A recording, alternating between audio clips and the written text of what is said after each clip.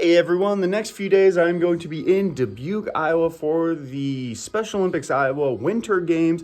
I coach ice skating, which is speed skating, and figure skating. So I'm going to be going down there for that. There's also snowshoeing and alpine skiing. So I'm going to be filming some content. I'm going to be coaching some of the athletes I work with.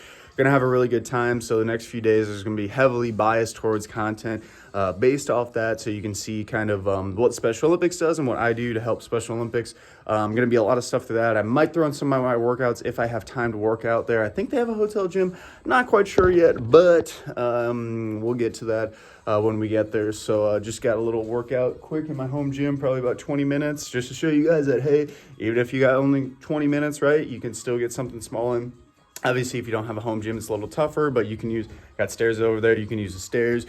You can use a bench. You can use a couch. You can just use your body. Anything works. Love y'all. See you over the next couple days. Peace.